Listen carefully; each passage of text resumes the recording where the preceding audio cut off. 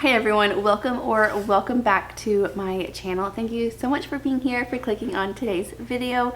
You can probably tell from the title of this video, I'm going to be doing the Q1 crisis book tag or something. I think it's called something like that. I saw Paris from Paris May Read. She's kind of a new to me booktuber do this one, and I think that's actually one of the questions on there, but I saw her do this one recently and I thought this is the perfect video for me to do today. I wanted to do a wrap up of every book that I've read in Q1, January, February, and March, but I thought that would be kind of a long video and I don't have a lot of time. My two daughters are sleeping right now, so I'm going to kind of utilize this time. My hair is kind of a mess, so bear with me here. We just walked in from the park. Well, kind of just walked in. We were at the park all morning and then we came in, did lunch, and now my girls are sleeping. So I thought I would just sneak down here and film this video. If I'm talking a little bit quietly, it's because my baby is sleeping right next to me. So she's a great sleeper, so she will sleep through anything, but the minute she wakes up she's going to be hungry. So I'm going to try and make this brief. So let's go ahead and get started. I will say I am going to be referencing my reading journal. I keep everything physically in a reading journal. I have for many years. About 15 years ago I started my Goodreads, but I just didn't ever keep up with it. I like doing physical reading journals, so I'm going to be referencing this. I keep this one very simple. I would love to do a very fun, colorful, creative reading journal at one point. I just don't have the time to do that, and that's not really a priority right now when I do have free time. But this one I keep it very simple. The pages are pretty standard for a reading journal, but they have, you know, questions and then a page for just random thoughts or quotes or anything. And I just keep even very simple. I write down basic information, a couple sentences, and that's it. So that's how I keep my reading journal. So question number one, let's just jump right in and we're going to rush through these questions. So the first question is, how many books have you read so far this year? I'm going to say up to this point, we're still almost to the end of April, so I'm going to include that because I don't know how many books I read January, February, and March, but total so far this year is 15, which for me, that is kind of on the lower end. Typically, obviously, I just had a baby. I have a 3-year-old. Life is very busy, very beautiful, but busy, chaotic. I don't have all the time in the world to read, and I'm not trying to make an excuse, but that's just the reality of it. So 15 is typically low, but in the season of life, I'm very glad to even read that much. So yeah, 15 books. All right, question number 2, have you found a potential 2026 favorite? So let me just take a quick peek through the books that I've read. This one, in this reading journal, they do have a books finished section as well as books to read, so it does have a lot of different kind of spreads in this reading journal, so that's why I do like this one. So okay, a potential 2026 favorite. So first and foremost, the one that sticks out to me, which I talked about this in my last video, is Dear Mr. Knightley, which is so surprising to me because I didn't think that would be one that I just loved so much when I read it, but I still think about it, and it was just such a fun book. And it was so sweet and I loved it. So I think that one is definitely a contender for a favorite. And then the very first book that I read this year was Wild Dark Shore by Charlotte McConaughey, and I really loved that one. I really had a good time with that one. I know some people don't like it as much, but I really loved it. I love the writing style. I love the different point of views from the different characters. So yeah, I would say that would be another one. And then another one.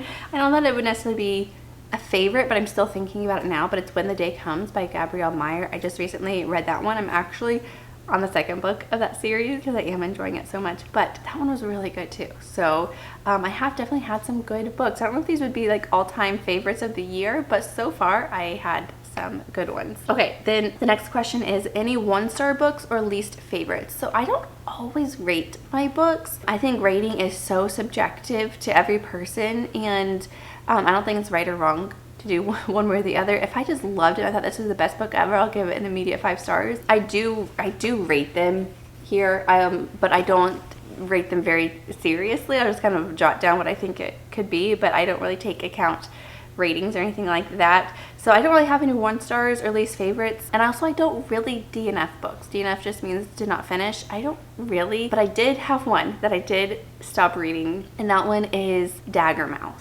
And so that has been having its moment. It got picked up, so it's going to be traditionally published, and it was the book that everyone has been talking about even still.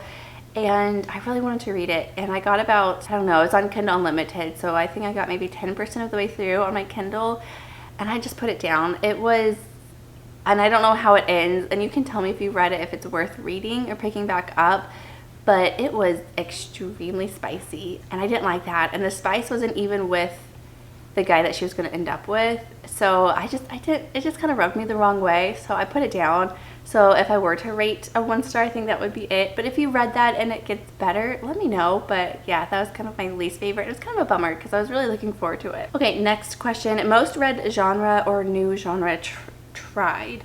I would probably have to say most read genre. So I read 6 fantasy, 1 or 2 romance, actually 7 fantasy. So almost half have been fantasy. So I'm gonna have to say that fantasy is the most read genre, which is kind of surprising, but not really, because I've been binging the Bridge Kingdom series, so that has been 5 books so far. So yeah, it's not super surprising that fantasy is the top genre. I love a good fantasy book. Okay, next question. A book that surprised you? A couple. One would be When the Day Comes by Gabrielle Meyer. I loved the ending of that one. It was so good, and I still think about it all the time. So I think I'd have to say that one would be the one that probably surprised me the most. A 2026 release you want to read, and I actually have them here. So the first one, I did pick this up the other day. It was independent bookstore day. So we went to one store and I was debating which book to get. I didn't know which one, so I ended up getting Yesteryear. I know that this one is making the rounds and people are really loving it. This is a Good Morning America pick, and I've only read one actually this year. I read The Compound and I didn't like it, so I don't know if that was just kind of a one-off or if that's the style of their book club. So I don't know if I'm going to like this one or not. I think that I will, because I think it's about a wife and a mother, and those books, obviously I'm a wife and a mother and I love to read books like that, unless it's like weird or makes you feel sad or something. But I'm really intrigued with this one, so I did go ahead and pick this one up, so I'm excited for that one. And then I did pick up these 2, which I have shown in other videos, but it is The Tempest Blade, which is the last and final book of the Bridge Kingdom series, and then the Thorn Queen, which is the sequel to The Rose Bargain. So these are some 2026 releases that I'm really excited to read. All right, next question. One goal you're succeeding at? So I don't really set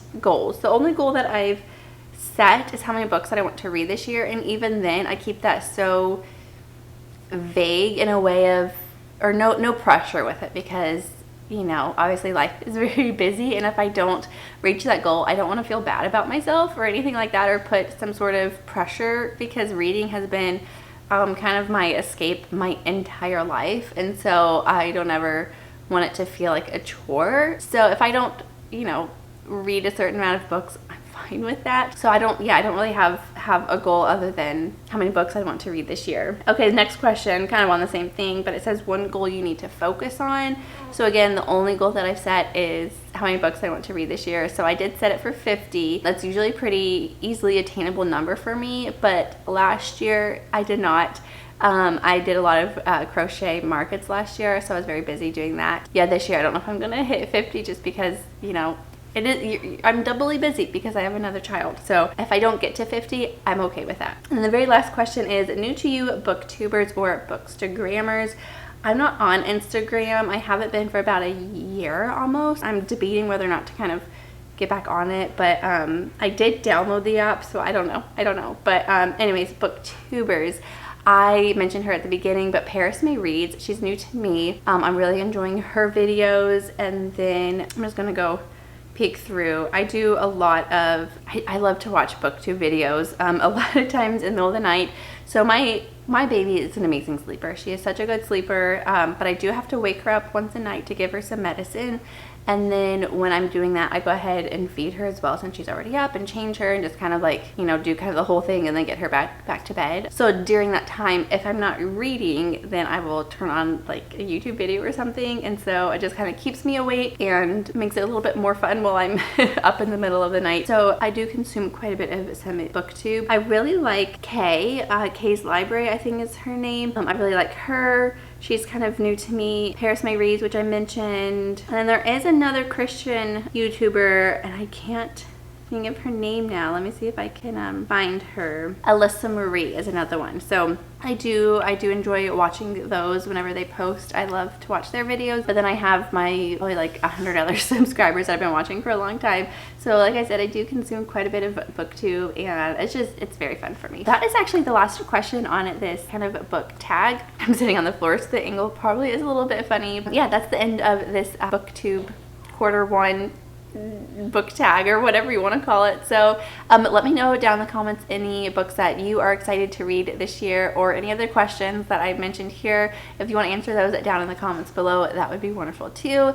Other than that, that's going to be it for today's video, and I will see you in the next one. Bye.